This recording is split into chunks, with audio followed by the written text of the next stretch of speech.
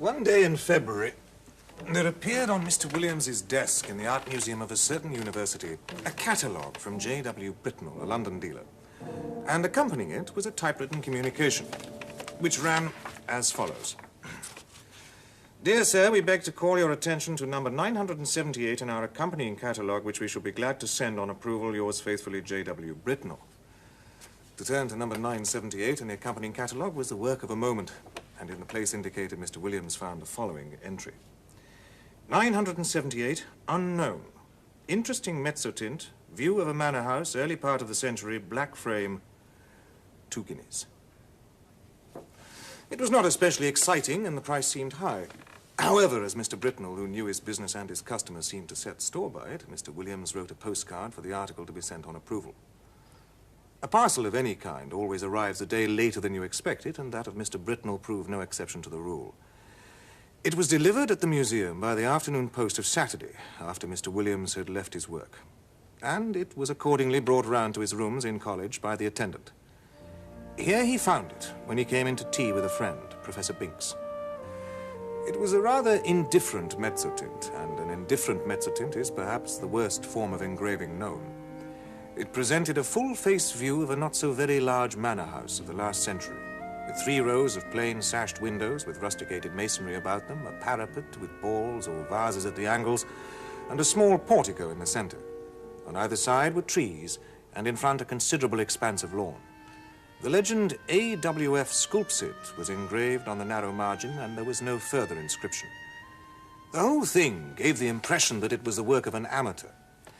What in the world Mr. Britnell could mean by affixing the price of 2 guineas to such an object was more than Mr. Williams could imagine. He turned it over with a good deal of contempt. Upon the back was a paper label, the left-hand half of which had been torn off. All that remained were the ends of 2 lines of writing. The first had the letters NGLEY Hall, the second SSEX. What is this place? Said Binks. Just what I'm going to try and find out, said Williams, going to the shelf for a gazetteer. Look at the back. Somethingly Hall, either in Sussex or Essex. But I can't imagine how Britnell thinks he can charge 2 guineas for it. There aren't even any figures to give it life. I don't think it's so badly done, replied Binks. The light is rather cleverly given, and I would have thought there were figures, or at least a figure just on the edge in front. And indeed there was. Hardly more than a black blot in one corner of the engraving, the head of a man or woman, a good deal muffled up, the back turned to the spectator and looking towards the house. Williams had not noticed it before. Still, he said, I can't spend 2 guineas of museum money on a picture of a place I don't know. Further attempts by Williams to locate the subject of his picture in the gazetteer proved unsuccessful, and in due course he went down to Hall for dinner. Later in the evening he returned with a few of his colleagues, and I have little doubt that whist was played and tobacco smoked. During a lull in these operations, Williams picked up the mezzotint from the table without looking at it and handed it to a person mildly interested in art, telling him where it had come from and the other particulars which we already know. The gentleman took it carelessly, looked at it, then said in a tone of some interest, It's really a very good piece of work, Williams, and the figure, though it's rather too grotesque, is somehow very impressive. Yes, isn't it? Said Williams, who was just then busy giving whiskey and soda to others of the company, and was unable to come across the room to look at the view again. But some time past midnight, after the visitors had departed, and as he was lighting his bedroom candle, the picture once again caught his eye. And what he saw made him very nearly drop the candle on the floor. In the middle of the lawn, in front of the unknown house, there was a figure, where no figure had been at 5 o'clock that afternoon. It was crawling on all 4s towards the house, and it was muffled in a strange black garment with a white cross on the back. I do not know what is the ideal course to pursue in a situation of this kind. I can only tell you what Mr. Williams did. He took the picture, locked it up in a drawer, and retired to bed. But first he wrote out and signed an account of the extraordinary change which the picture had undergone since it had come into his possession. The following morning he invited his neighbor Nisbet to breakfast. During the meal, nothing was said about the Mezzotint by Williams, save that he had a picture on which he wished for Nisbet's opinion. But afterwards, when the morning pipe was at last lighted, he unlocked the drawer and, without looking at the picture, put it into Nisbet's hands. "Now," he said, "I want you to tell me exactly what you see in that picture. Describe it, if you don't mind, rather minutely. I'll tell you why afterwards." "Well," said Nisbet, "I have here a view of a country house, English, I presume, by moonlight." "Moonlight? Are you sure of that?" "Certainly. The moon appears to be on the wane, if you wish for details, and there are clouds in the sky." "All right. Go on. Though I'll swear there was no moon when I saw it first." "Well, there's not much more to be said," continued Nisbet. "The house has 3 rows of windows, 5 in each row, except at the bottom where there's a porch instead of the middle one." "But what about figures?" said Williams. "There aren't any." "What? No figure on the grass in front? Not a thing. You'll swear to that?" "Certainly I will. Oh, there's just one other thing. One of the windows on the ground floor left of the door is open." "Is it really?" cried Williams in great excitement. "My goodness. He must have got in." It was quite true. There was no figure, and there was the open window. Williams, after a moment of speechless surprise, went to the writing table and scribbled for a short time. Then he brought 2 papers to Nisbet and asked him first to sign one, his own description of the picture, which you've just heard, and then to read the other, which was Williams's statement written the night before. "Yes," said Nisbet, "I expect you're right. He's got in. It looks very much as if we were assisting at the working out of a tragedy somewhere. The question is, has it happened already, or is it going to come off? We must find out what the place is and get this thing photographed before it goes further." While Nisbet dealt with the photograph, Williams went in search of Mr. Green, who had been college bursar for many years. The college had property in Sussex and Essex, and Green had travelled widely in both counties. However, he was not to be found for the moment. His business had taken him to Brighton, and he was not expected to return until the following day. "What do you mean to do now?" asked Nisbet. "Are you going to sit down and watch the picture all day?" "Well, no, I think not," said Williams. "I rather imagine we're meant to see the whole thing. And besides, I have a kind of idea that it wouldn't change much, if at all, in the daytime. We might go out for a walk this afternoon and come in to tea or whenever it gets dark. I shall leave it out on the table here. My skip can get in, but no one else." It was 5 o'clock when they returned to Williams's rooms. The first thing they saw was the picture leaning up against a pile of books on the table, as it had been left. And the next thing was Williams's skip seated on a chair opposite, gazing at it with undisguised horror. He was a servant of considerable standing, and nothing could be more alien to his practice to be seen sitting on his master's chair or appearing to take any particular notice of his master's furniture or pictures. "Begging your pardon, sir," he said, "but it ain't the sort of picture I should hang where my little girl could see it. If she were to catch a sight of this skeleton here, or whatever it is, carrying off the poor baby, she would be in a taking. It don't seem a right picture to be laying about, sir, not where anyone that's liable to be startled should come on it." With these words, the excellent man went to continue the round of his masters, and you may be sure the gentleman whom he left lost no time in re-examining the engraving.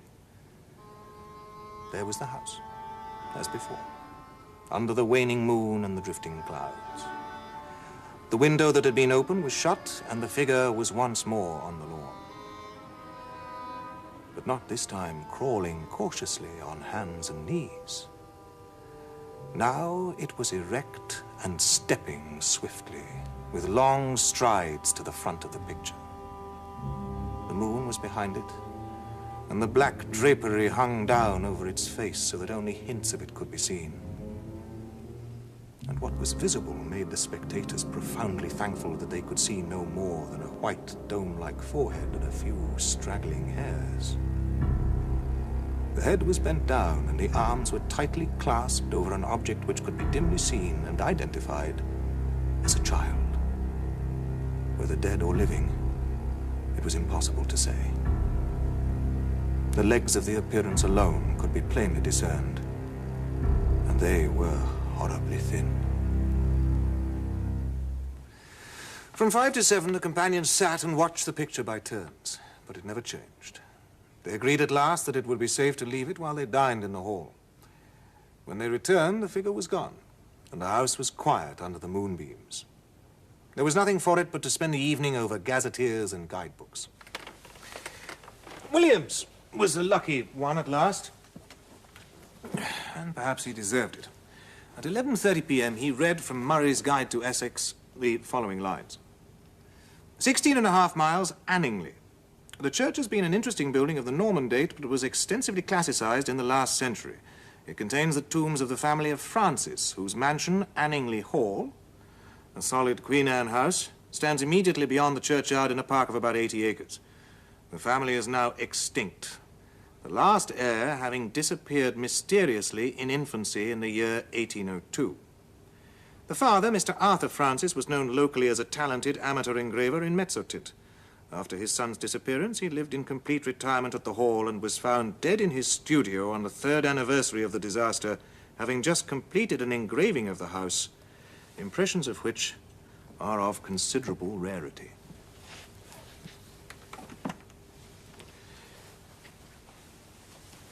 The next day, Mr. Green the bursar returned from Brighton and was at once able to identify the house as Anningley Hall. "Is there any kind of explanation of the figures?" was the question which Williams naturally asked. "I don't know, I'm sure. What used to be said in the place when I first knew it was that old Francis was always very much down on poachers, and by degree he got rid of them all but one. Gaudy was his name, and he was the last surviving member of a very old family. I believe they were lords of the manor at one time." "What, like the man in Tess of the D'Urbervilles?" Williams put in. "Yes, I dare say. It's not a book I could ever read myself, but this fellow could show a row of tombs in the church there that belonged to his ancestors, and all that went to sour him a bit. Anyway, he always kept just on the right side of the law, until one night the keepers found him at it in a wood right at the end of the estate. Well, you can imagine there was a row, and this man Gaudy was unlucky enough, poor chap, to shoot a keeper. Well, that was just what Francis wanted, and poor Gaudy was strung up in double-quick time. I've been shown the place he was buried in, on the north side of the church. You know the way in that part of the world. Anyone that's been hanged or made away with themselves, they bury them that side. As I said, he was the last of his line, and it was always rumored that some friend of his must have planned to get hold of Francis's boy and put an end to his line, too. I should say now that it looks more as if old Gaudy had managed the job himself. I've only to add that the picture is now in the Ashleighan Museum, and that, though carefully watched, it's never been known to change again.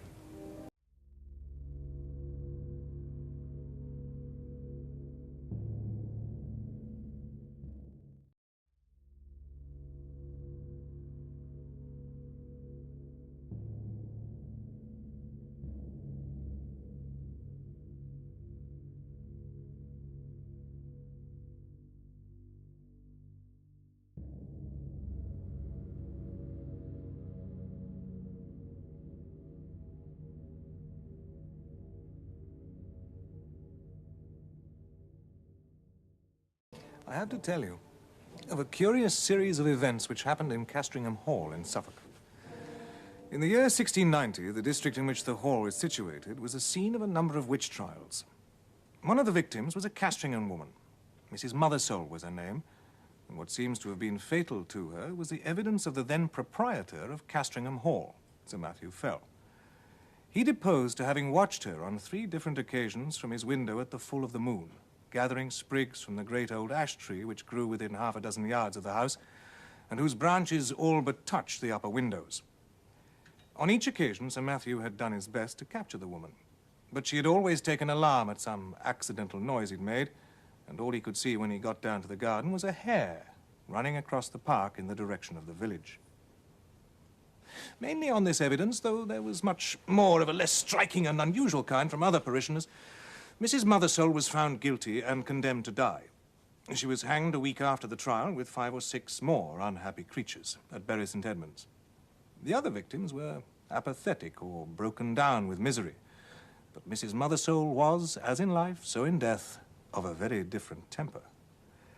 As a reporter of the time puts it, she looked upon those that laid hands upon her with so venomous an aspect that the mere thought of it preyed inwardly upon their minds for 6 months after. However, all that she is reported to have said were the seemingly meaningless words, "There will be guests at the hall," which she repeated more than once in an undertone.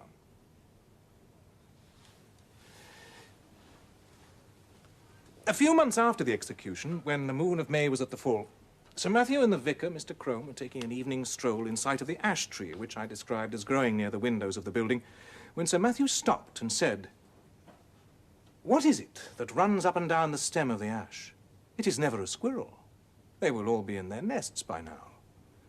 The vicar looked and saw the moving creature, and he could have sworn, he said, that, squirrel or not, it had more than 4 legs. Still, not much was to be made of the momentary vision, and the 2 men parted. Next day, Sir Matthew Fell was not downstairs at 6 in the morning, as was his custom, nor at 7, nor at 8. Hereupon the servants went and knocked at his chamber door. In the absence of a reply from within, the door was opened at last from the outside, and they found their master dead. His corpse swollen and black. The parson was fetched, and among papers he left are some notes, which I quote for the sake of the light they throw upon the course of events and also upon the common belief of the time. There was not any the least trace of an entrance having been forced to the chamber, but the casement stood open, as my poor friend would always have it in this season. The body was very much disordered as it lay in the bed, being twisted after so extreme a sort as gave too probable conjecture that my worthy friend and patron had expired in great pain and agony. There was on the table by the bedside a Bible, in which my friend used nightly and upon his first rising to read a set portion. And I, taking it up, it came into my thoughts to make trial of that old and superstitious practice of drawing the sortes. I made then 3 trials, opening the book and placing my finger upon certain words, which gave in the first these words from Luke 13:7, "Cut it down." In the second, Isaiah 13:20, "It shall never be inhabited." And upon the third experiment, Job 39:30,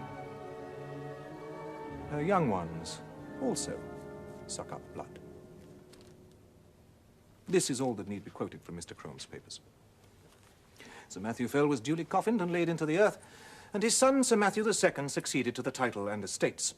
It is to be mentioned, though the fact is not surprising, that the new baronet did not occupy the room in which his father had died, nor, indeed, was it slept in by anyone during the whole of his occupation. The second Sir Matthew died in 1735 and was duly succeeded by his son, Sir Richard. It was in his time that the great family pew was built out to the north side of the parish church. So large were the squire's ideas that several of the graves on that unhallowed side of the building had to be disturbed to satisfy his requirements. Among them was that of Mrs. Mothersole.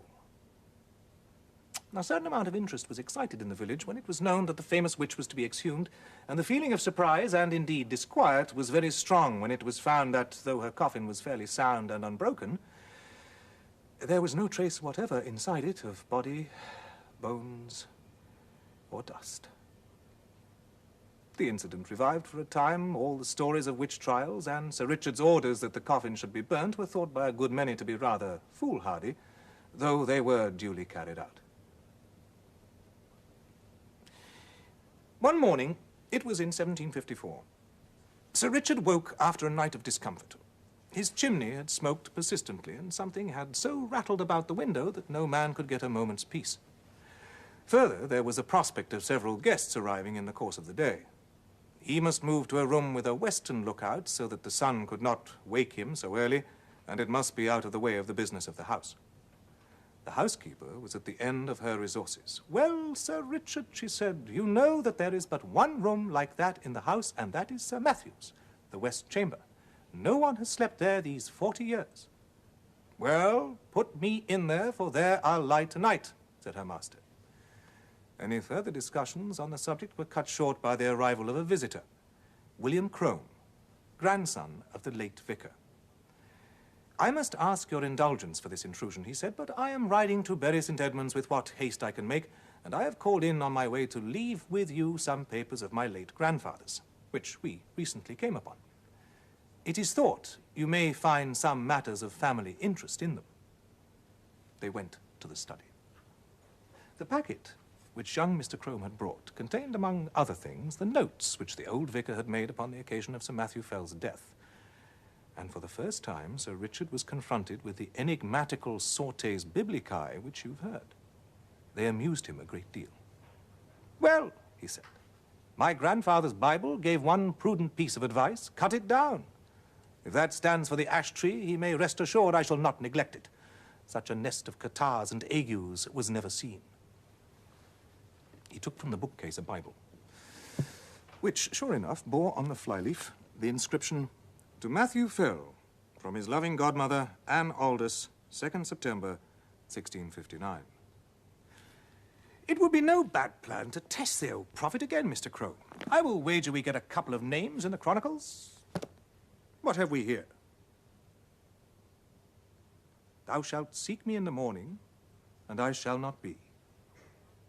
Well, well, your grandfather would have made a fine omen of that, eh? No more prophets for me." In the afternoon came the house guests.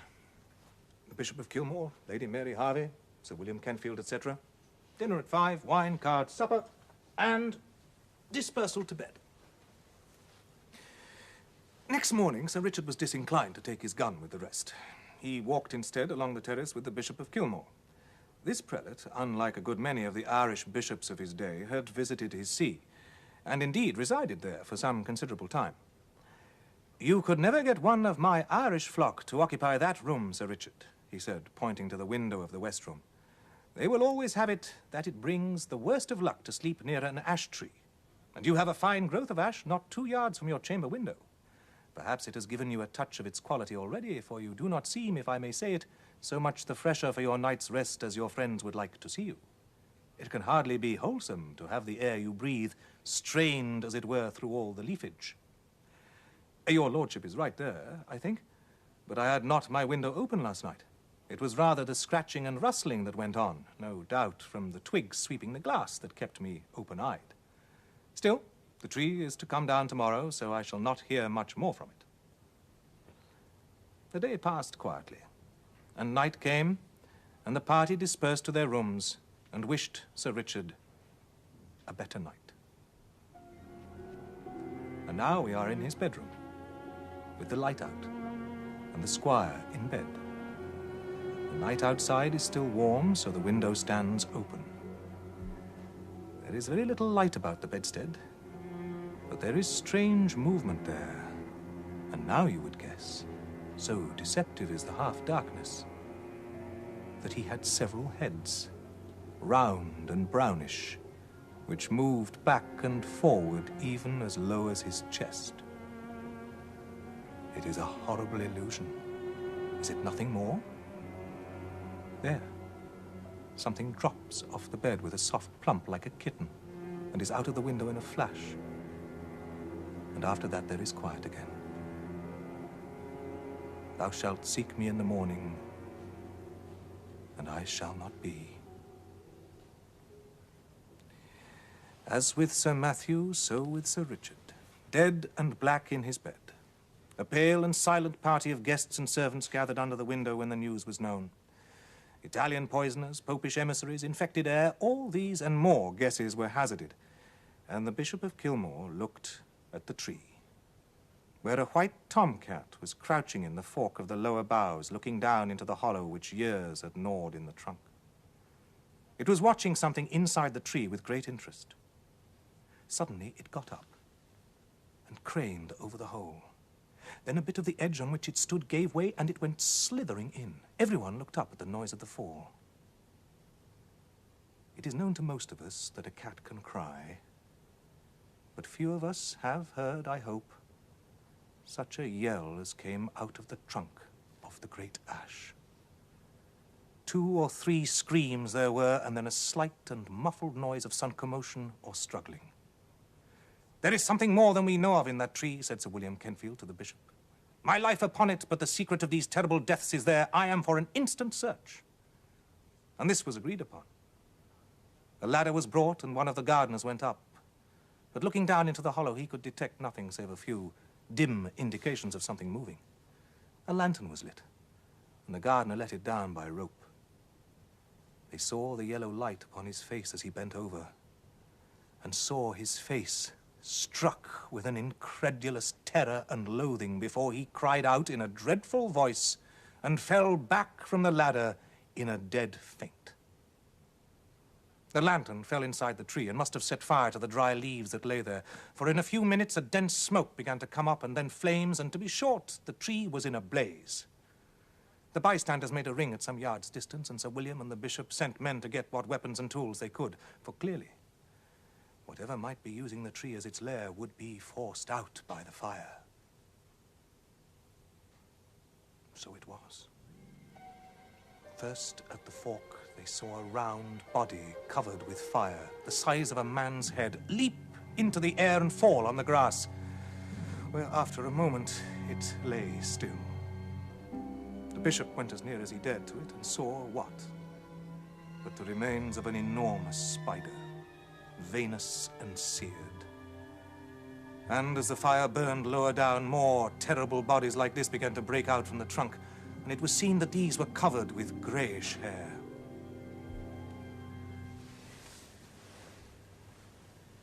All that day the ash burned, and until it fell to pieces, the men stood about it and from time to time killed the brutes as they darted out. At last there was a long interval when none appeared, and they cautiously closed in and examined the roots of the tree. They found, says the Bishop of Kilmore, below it a rounded hollow place in the earth wherein were 2 or 3 bodies of these creatures that had plainly been smothered by the smoke.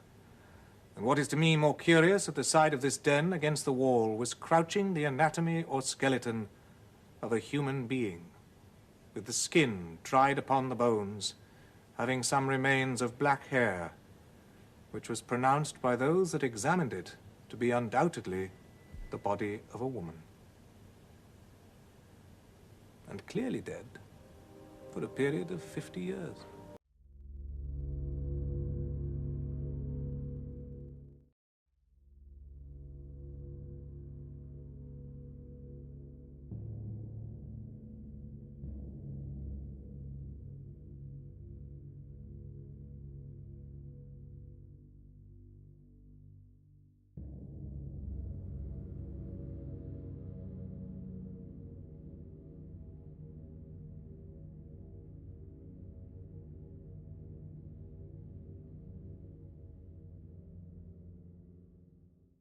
There were, in an early year of this century, 2 members of the troop of scouts attached to a famous school, named respectively Arthur Wilcox and Stanley Judkins.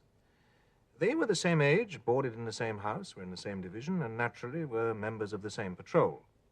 They were so much alike in appearance as to cause anxiety and trouble, and even irritation to the masters who came in contact with them. But oh, how different were they in their inward man or boy. As a scout, Arthur Wilcox secured every badge and distinction for which he competed. The cookery badge, the map-making badge, the life-saving badge, the badge for picking up bits of newspaper, the badge for not slamming the door when leaving pupil room, and many others. You cannot be surprised to hear that Mr. Hope Jones added a special verse to each of his songs in commendation of Arthur Wilcox, or that the lower master burst into tears when handing him the Good Conduct Medal in its handsome claret-colored case, the medal which had been unanimously voted to him by the whole of the 3rd form. You cannot again wonder that in after years Arthur Wilcox was the first boy to become captain of both the school and of the Oppidans, or that the strain of carrying out the duties of both positions, coupled with the ordinary work of the school, was so severe that a complete rest for 6 months, followed by a voyage round the world, was pronounced an absolute necessity by the family doctor. It would be pleasant task to trace the steps by which he attained the giddy eminence he now occupies. But for the moment, enough of Arthur Wilcox. Time presses, and we must turn to a very different matter, the career of Stanley Judkins. As a scout, Stanley Judkins secured no badge save those which he was able to abstract from members of other patrols. In the cookery competition, he was detected trying to introduce squibs into the Dutch oven of the next-door competitors. For the tidiness badge, he was disqualified because, in the midsummer school time, which chanced to be hot, he could not be dissuaded from sitting with his fingers in the ink, as he said, for coolness' sake. For one piece of paper which he picked up, he must have dropped at least 6 banana skins or orange peels. Aged women, seeing him approaching, would beg him with tears in their eyes not to carry their pails of water across the road. They knew too well what the result would be. In short, Stanley Judkins was no credit to the Scouts, and there was talk on more than one occasion of informing him that his services were no longer required. In the end, however, milder counsels prevailed, and it was decided to give him another chance. So it is that we find him camping with the troop at the beginning of the midsummer holidays. It was a lovely morning. Stanley and one or two of his friends, for he still had friends, lay basking on the top of a grassy down, staring at a clump of trees in the middle distance. "I wonder what that place is called," said Stanley. "Anybody got a map?" "Here's one," said Wilfrid Pipsqueak, ever resourceful. "And there's the place marked on it. But it's inside the Red Ring. We're not allowed there." "You can ask this old chap what it's called if you're so keen to find out," said Algernon de Montmorency. This old chap was an old shepherd who had come up and was standing behind him. "Good morning, young gents," he said. "You got a fine day for your doings, ain't you?" "Yes, thank you," said Algernon with native politeness. "Can you tell us what that clump over there's called? And what's that thing inside it?" "Of course I can tell you," said the shepherd. "That's Wailing Well, that is. But you ain't got no call to worry about that. There ain't a man or a sheep in these parts uses Wailing Well, nor haven't done all the years I've lived here." "Well, there'll be a record broken today, then," said Stanley Judkins, "because I shall go and get some water out of it for tea." "Sakes alive, young gentleman," said the shepherd in a startled voice. "Don't you get to talking that way. Why, ain't your master give you notice not to go by there?" "Yes, they have," said Wilfrid Pipsqueak. "Shut up, you ass," said Stanley Judkins. "What's the matter with it? Isn't the water good?" "I don't know as there's anything much wrong with the water," said the shepherd. "All I know is my old dog wouldn't go through that field, let alone me or anyone else that's got a morsel of brains in their heads." "But I see there's tracks in it," said Wilfrid. "Someone must go through it sometimes." "Tracks," said the shepherd. "I believe you. 4 tracks, 3 women and a man." "Who are they?" asked Algernon. "Why do they go there?" "There's some, perhaps, could tell you who they was," said the shepherd. "But it was afore my time they come by their end. And why they goes there still is more than the children of men can tell. Except I've heard they was all bad uns when they was alive."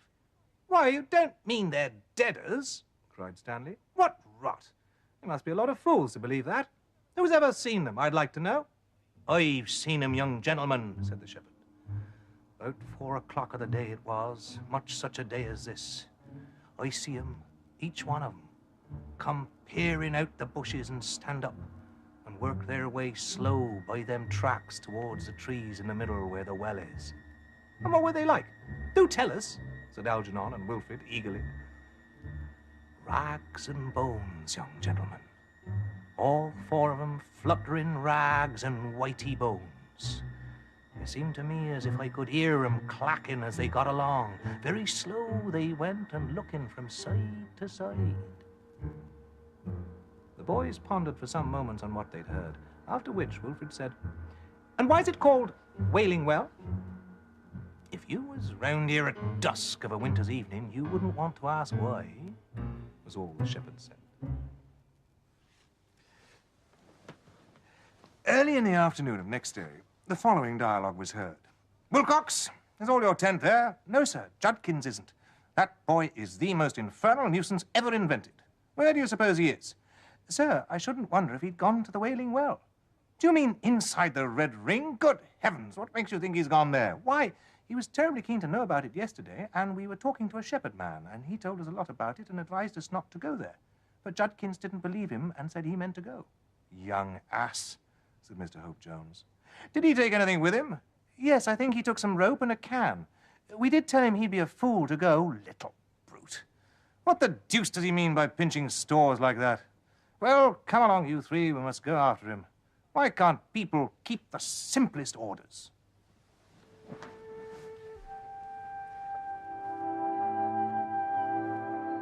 It was a wonderful day of shimmering heat. The sea looked like a floor of metal. There was no breath of wind. They were all exhausted when they got to the top and flung themselves down on the hot grass. Below them, the well inside the clump of bent and gnarled Scotch firs was plainly visible, and so were the 4 tracks, winding about among the thorns and rough growth. "Nothing to be seen of him yet," said Mr. Hope Jones. "But we must keep a sharp lookout. I thought I saw the bushes stir down there." "Yes," said Wilcox, "so did I. Look, no, that can't be him. It's somebody, though, putting their head up, isn't it? I thought it was, but I'm not sure." Silence for a moment. Then, "That's him, sure enough," said Wilcox. "Getting over the hedge on the far side, don't you see? With a shiny thing, that's the can you said he had." "Yes, it's him, and he's making straight for the tree," said Wilfrid. At this moment, Algernon, who had been staring with all his might, broke into a scream. "What's on that track? On all 4s. Oh, it's the woman. Oh, don't let me look at her. Don't let it happen." And he rolled over, clutching at the grass and trying to bury his head in it. "Stop that," said Mr. Hope Jones loudly, but it was no use. "Look here," he said. "I must go down there. You stop here, Wilfrid, and look after that boy. Wilcox, you run as hard as you can to the camp and get some help." They ran off, both of them. Wilfrid was left alone with Algernon and did his best to calm him, but indeed he was not much happier himself. From time to time, he glanced down the hill and into the field. He saw Mr. Hope Jones drawing nearer at a swift pace, and then, to his great surprise, he saw him stop, look up and round about him, and turn quickly off at an angle. What could be the reason? He looked at the field, and there he saw a terrible figure. Something in ragged black with whitish patches breaking out of it. The head perched on a long, thin neck, half hidden by a shapeless sort of blackened sunbonnet. The creature was waving thin arms in the direction of the rescuer who was approaching, as if to ward him off. And between the 2 figures, the air seemed to shake and shimmer as he had never seen it. He looked away hastily to see Stanley Judkins making his way pretty quickly towards the clump, and in proper scout fashion, picking his steps with care to avoid treading on snapping sticks or being caught by arms of brambles. Evidently, though he saw nothing, he suspected some sort of ambush, and was trying to go noiselessly. Wilfrid saw all that, and he saw more, too. With a sudden and dreadful sinking of the heart, he caught sight of someone among the trees waiting, and again of another of the hideous black figures, working slowly along the track from another part of the field, looking from side to side as the shepherd had described it. Worst of all, he saw a 4th. Unmistakably a man this time, rising out of the bushes a few yards behind the wretched Stanley, and painfully, as it seemed, crawling into the track. On all sides, the miserable victim was cut off. Wilfrid was at his wits' end. He rushed at Algernon and shook him. "Get up," he said. Yell as loud as you can. Oh, if we'd only got a whistle." Algernon pulled himself together. "There's one," he said. "Wilcox's. He must have dropped it." So one whistled, the other screamed. In the still air, the sound carried. Stanley heard. He stopped. He turned round, and then, indeed, a cry was heard, more piercing and dreadful than any that the boys on the hill could raise. It was too late. The crouched figure behind Stanley sprang at him and caught him about the waist. Stanley struck with his can, the only weapon he had. The rim of a broken black hat fell off the creature's head and showed a white skull with stains that might be wisps of hair. By this time, one of the women had reached the pair and was pulling at the rope that was coiled about Stanley's neck. Between them, they overpowered him in a moment. The awful screaming ceased, and then the 3 passed within the circle of the clump of firs. Yet for a moment, it seemed as if rescue might come. Mr. Hope Jones had scrambled over the hedge and was plunging through the bushes. At the same time, the boys glanced behind them and saw a troop of figures coming over the top of the next down. The rescuers from the camp had arrived. A few hasty words, and all were dashing down the hill. They had just entered the field when they met Mr. Hope Jones. Over his shoulder hung the corpse of Stanley Judkins.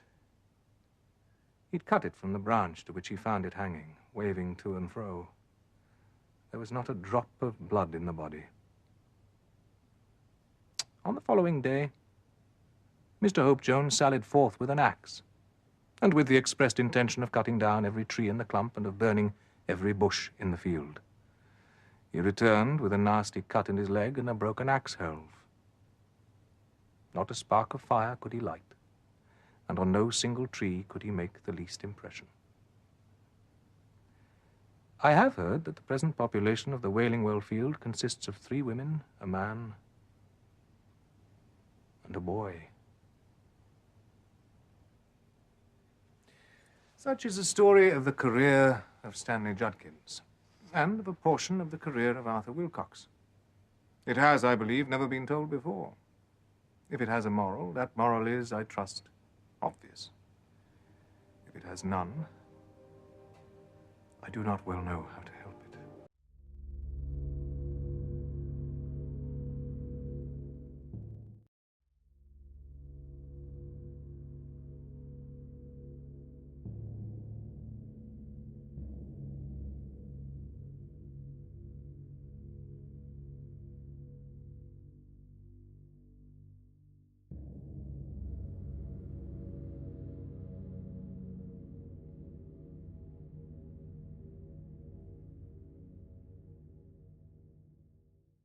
Professor Parkins traveled down to Burnstow on the East Coast. The village boasted a fine golf course, and Parkins planned to spend a week or so there improving his game. He was soon installed in a large twin-bedded room at the Globe Inn, looking over the seashore. The rest of the population of the inn was, naturally, a golfing one, but the most conspicuous figure was an ancien militaire, secretary of a London club, a man with a bristling moustache and incarnadined features who was possessed of a voice of incredible strength and of views of a pronouncedly Protestant type. These were apt to find utterance after his attendance upon the ministrations of the vicar, an estimable man with inclinations towards a picturesque ritual. It was this Colonel Wilson in whose company Parkins spent the greater part of the following day, improving his game. And whether the process of improvement were to blame or not, by the end of the afternoon, the Colonel's demeanor had assumed a coloring so lurid that even Parkins jibbed at the thought of walking home with him from the links. He decided instead to go back to the inn by way of the beach, and while there was still enough light, to try and discover the site of an ancient Templar's preceptory, which he knew to be in the area. He soon found what he was looking for. A patch of somewhat broken ground covered with small depressions and mounds. At one end, there was an oblong eminence which could possibly have been the base of a platform or altar. It might, thought Parkins, be as well to probe the soil here for evidences of masonry, and he took out his knife and began scraping away the earth. Now followed another little discovery. A portion of soil fell inward as he scraped and disclosed a small cavity. As he withdrew the knife, he heard a metallic clink, and when he introduced his hand, it met with a cylindrical object lying on the floor of the hole. Naturally enough, he picked it up. And when he brought it out into the light, he could see that it was of man's making. A metal tube about 4 inches long, and evidently of some considerable age. By the time Parkins had made sure there was nothing else in the cavity, it was too late and too dark for him to think of undertaking any further search. The wind was bitter from the north, and he quickly rattled and clashed across the shingle towards the sand. One last look behind showed him a prospect of company on his walk in the shape of a rather indistinct personage who seemed to be making great efforts to catch up with him, but made little, if any, progress. Parkins decided that he almost certainly did not know this person, and that it would be absurd to wait until he came up. Besides, there was less than a quarter of an hour until dinner. And perhaps that is why Parkins felt obliged to run most of the way back to the inn without once looking behind him. When he met the Colonel at dinner, peace, or as much of it as that gentleman could manage, reigned once more on the military bosom. Nor was she put to flight in the hours of bridge that followed, for Parkins was a more than respectable player. He felt that he had spent his evening in quite a satisfactory way, and it was nearly midnight when he retired to his room and saw on the chest of drawers his little discovery of that afternoon. With some curiosity, he turned it over by the light of a candle. It was of bronze, he now saw, and was shaped very much like a modern dog whistle. Examining it more closely, he could see that there were marks on it, and not merely marks, but letters. Quis est iste qui venit. I am a little rusty in my Latin, thought Parkins, but it ought to mean, who is this who is coming? Well, the best way to find out is evidently to blow the whistle for him. He blew, tentatively, and stopped, suddenly, startled and yet pleased at the note he had elicited. It had a quality of infinite distance in it, and soft as it was, he somehow felt it must be audible for miles around. It was a sound, too, that seemed to have the power of forming pictures in the brain. He saw quite clearly for a moment a vision of a wide, dark expanse at night with a fresh wind blowing, and in the midst a lonely figure. How employed, he could not tell. Perhaps he would have seen more. But at that moment, there was a tremendous gust of wind. The window burst open and both candles in the room were instantly extinguished. The force of the gale was enough to tear the room to pieces. Parkins, struggling with the casement, felt almost as if he were pushing back a sturdy burglar, so strong was the pressure. Then all at once it slackened, and the window banged to and latched itself. Quickly as it had risen, the wind did not fall at once. On it went, through the night, moaning and rushing past the house, at times rising to a cry so desolate that it might have made fanciful people feel quite uncomfortable. Even the unimaginative, thought Parkins as he lay in his bed, might be happier without it. Whether it was the wind or the excitement of golf or the researches in the preceptory that kept him awake, he was not sure. He found a little vicarious comfort in the idea that someone else was in the same boat, for he could hear one of his neighbors tossing and rustling in bed, too. Finally, with many misgivings as to incipient failure of eyesight, overworked brain, excessive smoking, and so on, Parkins resigned himself to light a candle and read. The scraping of the match on the box and the glare of light must have startled some creatures of the night, rats or whatnot, which he heard scurry across the floor from the side of his bed with much rustling. The match went out before he could see anything, but the second one burned better, and the candle was duly lit. Parkins pored over a book until sleep of a wholesome kind came upon him, and for about the first time in his orderly and prudent life, he forgot to blow out the candle, so that when he woke in the morning, there was still a flicker in the socket and a sad mess of guttered grease on the top of the little table. After breakfast, he was in his room, putting the finishing touches to his golfing costume, when one of the maids came in. "Would you like any extra blankets on your bed, sir?" she asked. "Ah, thank you," said Parkins. "Yes, I think I should like one. It seems likely to turn colder." "Which bed should I put it on, sir?" "Why, the one I slept in last night," exclaimed Parkins. "I beg pardon, sir, but you seem to have tried both of them. Leastways, we had to make them both up this morning." "Really? How very absurd," said Parkins. "Well, I may have disordered it more than I thought when I unpacked my things. I'm very sorry to have given you the extra trouble, I'm sure." Then he set forth, with a stern determination to improve his game. I'm glad to be able to report that he succeeded so far in his enterprise that the colonel, whom fortune had again allotted to him for a partner, became quite chatty as the morning advanced. "Extraordinary wind we had last night," he boomed. "In my old home, we should have said that someone had been whistling for it." "Should you indeed?" said Parkins. "Well, I would certainly not hold with such a superstitious belief myself, though, as it happens, I was whistling last night, and the wind seemed to come absolutely in answer to my call." The colonel, upon hearing Parkins' account of the discovery of the whistle at the site of the Templars' preceptory, opined that he should be careful about using a thing that had belonged to a set of papists. After all, you never knew what they might have been up to. From this topic, he diverged to the enormities of the vicar, who, in the colonel's view, was at the least a concealed papist, if not a Jesuit. And Parkins, who could not very readily follow the colonel in this region, did not disagree with him. In fact, they got on so well together in the morning that there was no talk on either side of their separating after lunch. The subject of the whistle, however, was not raised again until after dinner, when Parkins produced it from his room for the colonel to see. The old warrior turned it over gingerly in the light of a candle. "What do you mean to do with it?" he asked.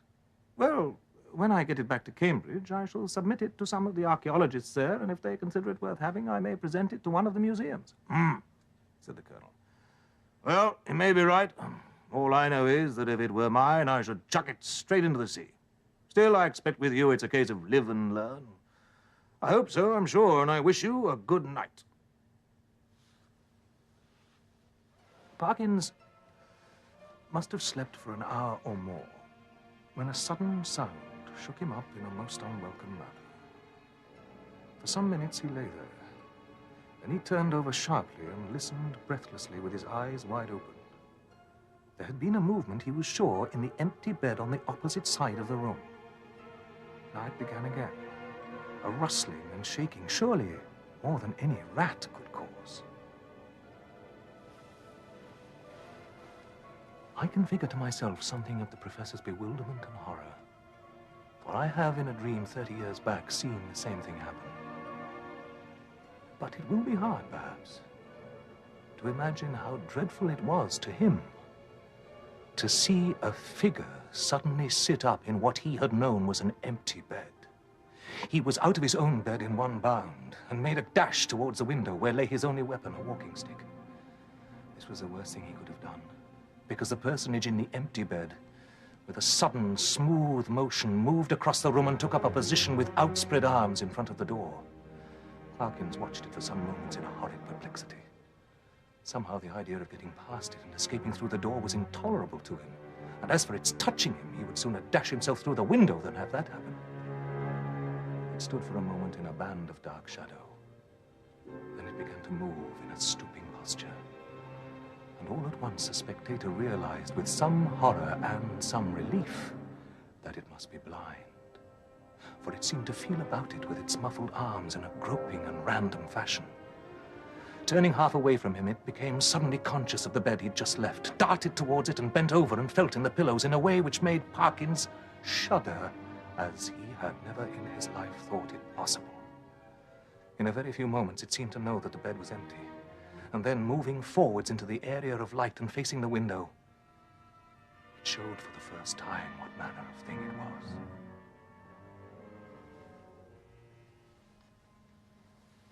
Parkins, who very much dislikes being questioned about it, did once describe something of it in my hearing, and I gathered that what he chiefly remembers about it is a horrible, an intensely horrible face of crumpled linen. But he was not at leisure to watch it for long. With formidable quickness, it moved into the middle of the room, and as it groped and waved, one corner of its draperies swept across Parkins' face. Though he knew how perilous a sound was, he could not keep back a cry of disgust, and this gave the searcher an instant clue. It leapt towards him, and the next moment he was halfway through the window, backwards, uttering cry upon cry at the utmost pitch of his voice, and the linen face was thrust close into his own. At this almost the last possible second, deliverance came. The colonel burst the door open and was just in time to see the dreadful group at the window. When he reached the figures, only one was left. Parkins sank forward into the room in a faint, and before him on the floor lay a tumbled heap of bedclothes. Colonel Wilson asked no questions, but busied himself in keeping everyone else out of the room and in getting Parkins back to his bed, and himself, wrapped in a rug, occupied the other bed for the rest of the night. Early on the next day, he left the hotel door carrying a small object between his fingers and thumb, which he cast as far into the sea as a very brawny arm could send it. The whole thing, he said, served to confirm his opinion of the Church of Rome.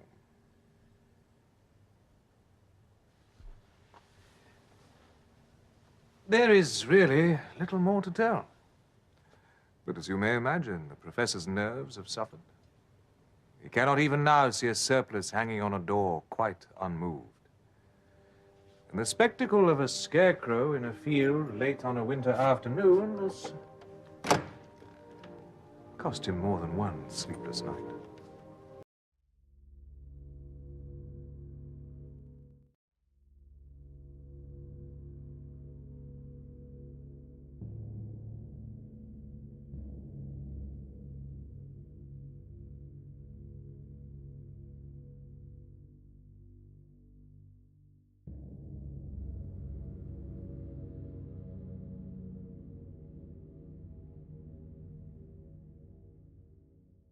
Mr. and Mrs. Anstruther were at breakfast in the parlour of Westfield Hall in the county of Essex.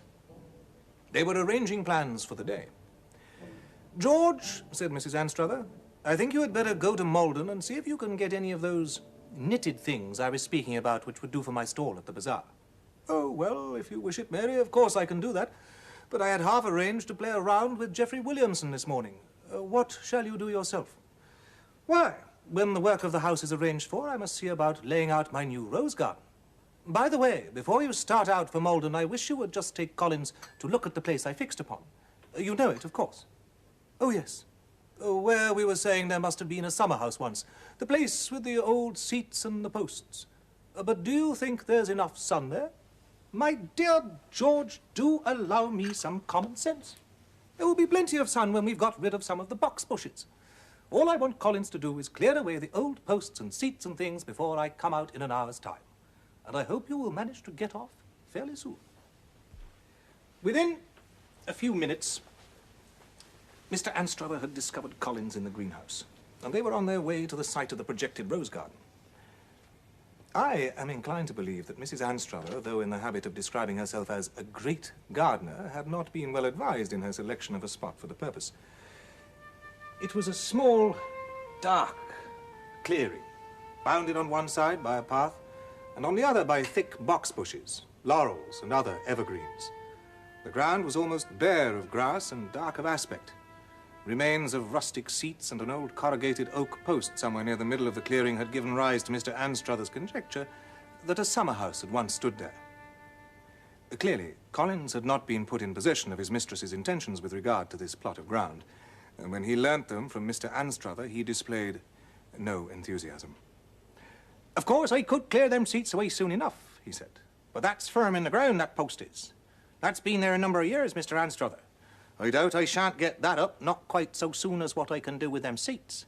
"But your mistress specially wishes it to be got out of the way in an hour's time," said Mr. Anstruther.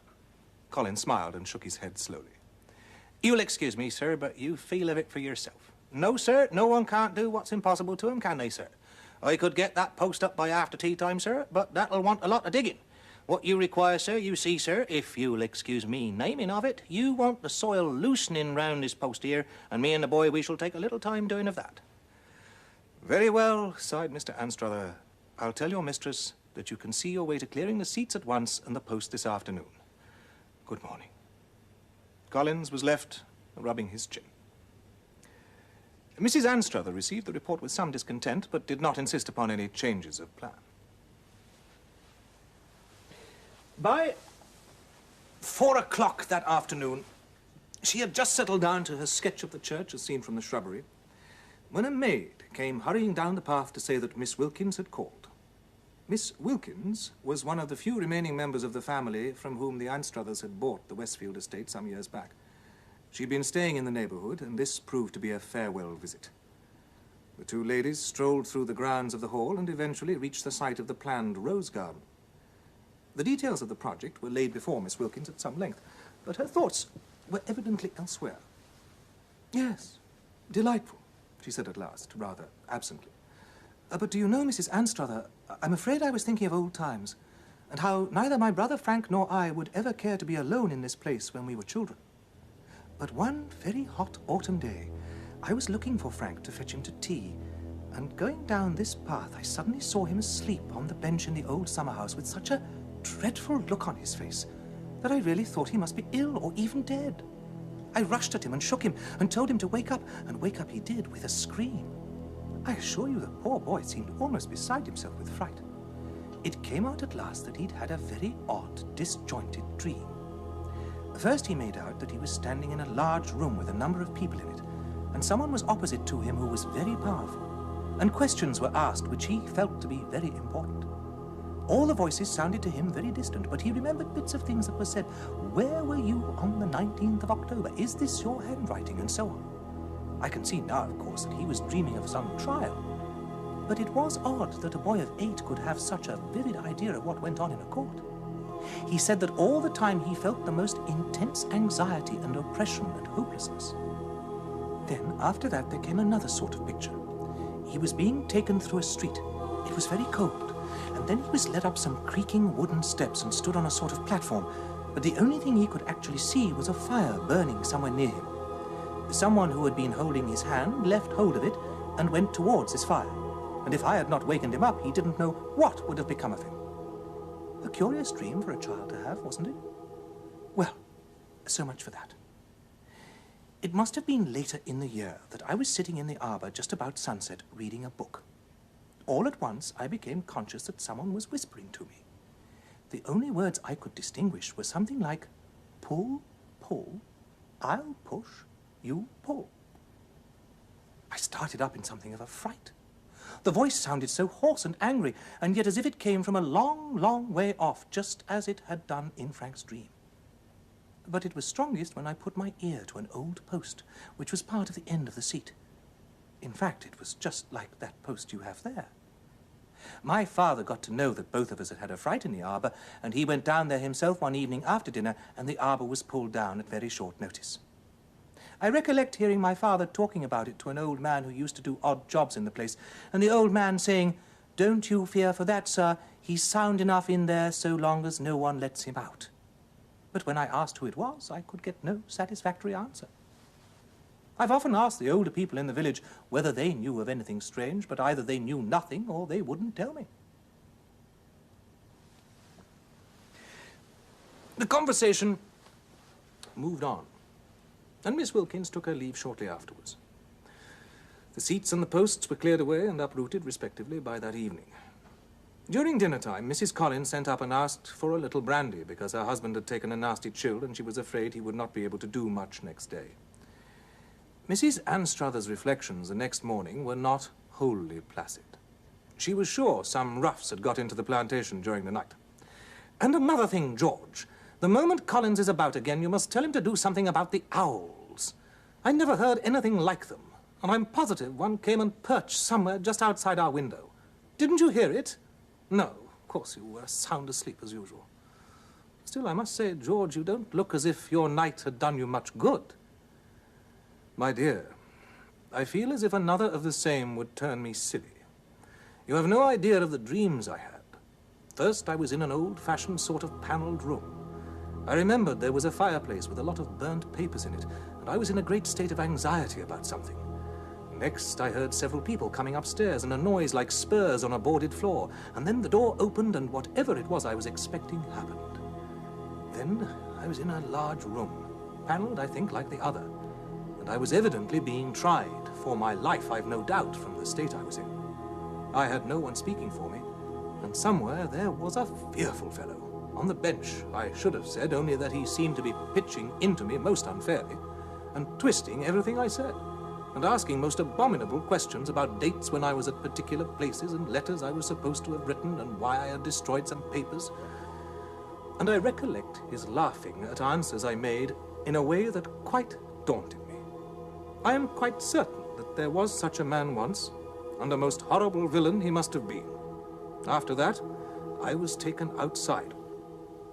Was it a dark, cold day, and a fire burning somewhere near you? By George, yes it was. And someone was holding on to my arm, and I remember seeing a ladder and hearing the sound of a lot of people. I've no doubt it was an execution for high treason, but Mary, I know what you are going to ask. I suppose this is an instance of a kind of thought reading.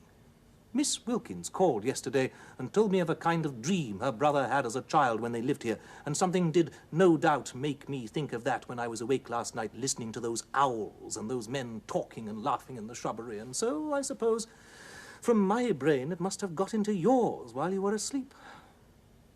Curious, no doubt, and I'm sorry it gave you such a bad night. After lunch, Mrs. Anstruther settled herself comfortably upon her sketching chair on the path leading through the shrubbery to the side gate of the churchyard.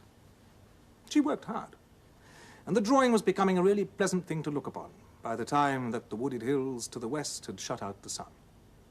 She rose and turned towards the house, pausing for a time to take delight in the limpid, green western sky. As she stood there, something rustled in the box bush on her left. and she turned and started at seeing what at first she took to be a 5th of November mask peeping out among the branches. She looked a little closer. It was not a mask. It was a face. Large, smooth, and pink. She remembers the minute drops of perspiration which were starting from its forehead. She remembers how the jaws were clean-shaven and the eyes shut. She remembers also, and with an accuracy which makes the thought intolerable to her, how the mouth opened and a single tooth appeared below the upper lip. As she looked, the face receded into the darkness of the bush. The shelter of the house was gained and the door shut before she collapsed. Mr. and Mrs. Anstruther had been for a week or more recruiting at Brighton before they received a circular from the Essex Archaeological Society and a query as to whether they possessed certain historical portraits which it was desired to include in the forthcoming work on Essex portraits, to be published under the Society's auspices. This was an accompanying letter from the Secretary, which contained the following passage. We are especially anxious to know whether you possess the original of the engraving of which I enclose a photograph. It represents the Lord Chief Justice under Charles II, who, as you doubtless know, retired after his disgrace to Westfield, and is supposed to have died there of remorse.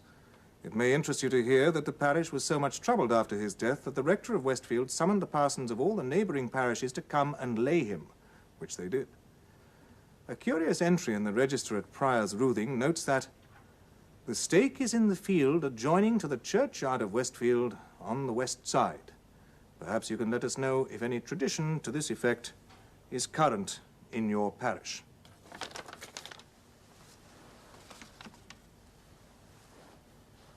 The incidents which the enclosed photograph recalled were productive of a severe shock to Mrs. Anstruther. It was decided that she should spend the winter abroad. Mr. Anstruther, when he went down to Westfield to make the necessary arrangements, not unnaturally told his story to the rector, who showed little surprise. Yes, he said, it was bad at first, like owls, as you say, and men talking sometimes. One night it was in this garden, and at other times about several of the cottages. But lately there has been very little. I think it'll die out. There is nothing in our registers except the entry of the burial, and what I for a long time took to be the family motto. But last time I looked at it, I noticed that it was added quite late in the 17th century. Quieta non movere. Do not disturb the peace. Or as we would say, let sleeping dogs lie.